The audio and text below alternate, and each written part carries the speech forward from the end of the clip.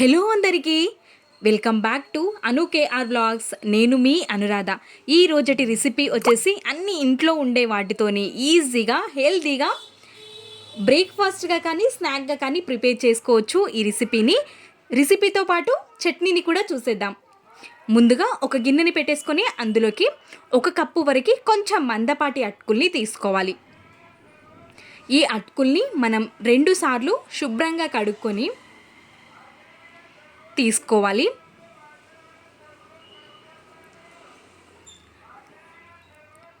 కడుక్కొని తీసుకున్న తర్వాత బొంబాయి రవ్వ, సూజీ రవ్వ అంటూ ఉంటారు కదా, 1 కప్పు అటుకులకి 1/2 కప్పు రవ్వని యాడ్ చేసుకోవాలి. మనం రవ్వ 1/2 కప్పు తీసుకున్నాం కాబట్టి 1/2 కప్పు వరకు కొంచెం పుల్లటి పెరుగుని తీసుకుంటే టేస్ట్ బాగుంటుంది. ఇప్పుడు ఒక 1/2 కప్పు వరకు వాటర్ని కూడా యాడ్ చేసుకొని కలుపుకోవాలి.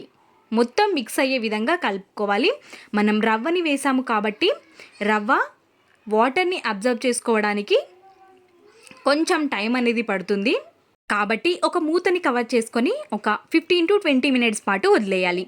ఇప్పుడు చట్నీని ప్రిపేర్ చేసుకుందాం. ఒక మిక్సీ జార్లోకి ఒక 1/2 కప్పు వరకు కొబ్బరి ముక్కల్ని, ఒక 1/4 కప్పు వరకు వేయించుకొని పెట్టుకున్న పల్లీలని, 3-4 వెల్లుల్లి రెబ్బల్ని కూడా యాడ్ చేసుకోవాలి. రుచికి సరిపడా పచ్చిమిర్చిని, 1 స్పూన్ వరకు జీలకర్రని కూడా యాడ్ చేసుకోవాలి. రుచికి సరిపడా ఉప్పుని కూడా యాడ్ చేసుకోవాలి. ఇప్పుడు మనం వాటర్ ఏమి వేయకుండా ముందుగా మిక్సీ పట్టేసుకొని తర్వాత కొద్దిగా వాటర్ని వేస్తూ మెత్తటి పేస్ట్ లాగా మిక్సీ పట్టుకొని తీసుకోవాలి. ఈ విధంగా తీసుకున్న ఈ పచ్చడిని మనం పోపు పెట్టుకోవచ్చు, లేదంటే ఈ విధంగా కూడా సర్వ్ చేసుకోవచ్చు.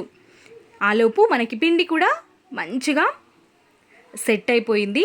కాబట్టి ఈ పిండిలోకి మనం మంచిగా కలుపుకొని స్పూన్తో కానీ చేతితో కానీ వీలైనంత మెత్తగా ఈ విధంగా కలుపుకొని తీసుకోవాలి.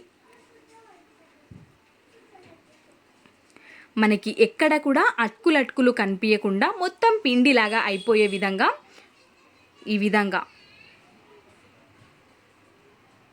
చేతితో చేసుకుంటే ఇంకా చాలా ఈజీగా అయిపోతుంది. కాబట్టి చేతితో కూడా చేసుకోవచ్చు. మనం ఈ విధంగా కలుపుకున్న తర్వాత ఇందులోకి మనం 2 స్పూన్ల వరకు బియ్యం పిండిని యాడ్ చేసుకోవాలి. మనం బియ్యం పిండిని యాడ్ చేయడం వల్ల కొంచెం క్రిస్పీగా ఉండి టేస్ట్ చాలా బాగుంటుంది.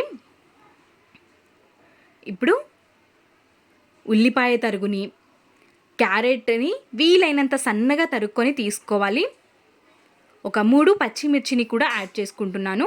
కొంచెం అల్లం తరుగుని కూడా యాడ్ చేసుకోవాలి. కరివేపాకు, కొత్తిమీరని కూడా తరుక్కొని తీసుకొని ఇప్పుడు ఒక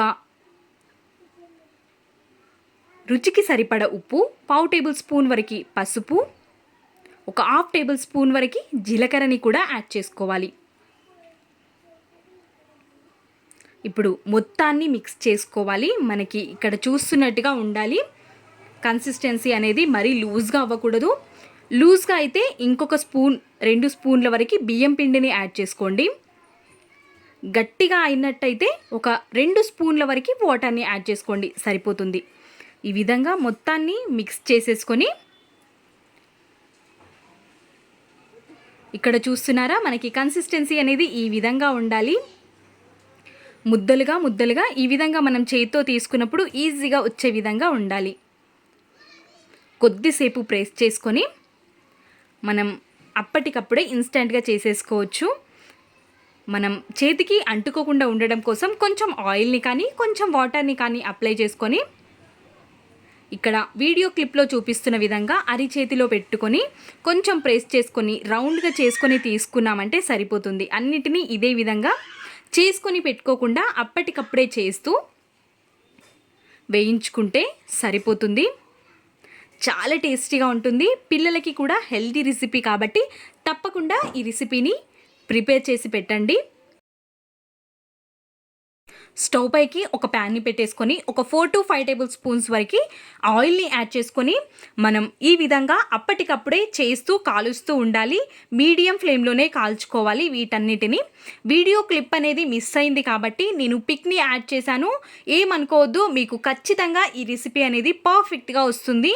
నేను చెప్పినట్టు మీరు చేస్తే కనుక ఈ విధంగా అప్పటికప్పుడే చేసుకొని కాల్చుకొని తీసేసుకొని ఇంకొక వాయిగా వేసేసుకోవడమే. ఇప్పుడు చట్నీని కూడా పోపు పెట్టేసుకుంటున్నాను. చట్నీని మనం పోపు పెట్టుకొని సర్వ్ చేసుకొని వేడి వేడిగా ఉన్నప్పుడే తిన్నట్టయితే చాలా రుచిగా ఉంటుంది. హెల్దీ రెసిపీ కాబట్టి తప్పకుండా ట్రై చేయండి. మీకు వీడియో ఖచ్చితంగా నచ్చుతుంది. ఒక్కసారి ట్రై చేసి చూడండి. ఇంకా ఇలాంటి రెసిపీస్ మన ఛానల్లో ఇంకా ఎన్నో ఉన్నాయి. డిస్క్రిప్షన్లో లింక్స్ ఇస్తాను, ఒక్కసారి చూసేయండి. ఈ రెసిపీని ట్రై చేసి మీకు ఎలా కుదిరిందో మీ వాల్యుబుల్ ఫీడ్బ్యాక్ని కమెంట్ సెక్షన్లో నాతో షేర్ చేయడం అస్సలు మర్చిపోవద్దు. ఇలాంటి మరెన్నో రెసిపీస్ ఖచ్చితంగా ప్రతిరోజు చేస్తూనే ఉంటాను. మీ వరకు రావాలి అంటే సబ్స్క్రైబ్ చేసుకోండి. సబ్స్క్రైబ్ పక్కన ఉన్న గంట సింబల్ని క్లిక్ చేయండి. Thanks for watching.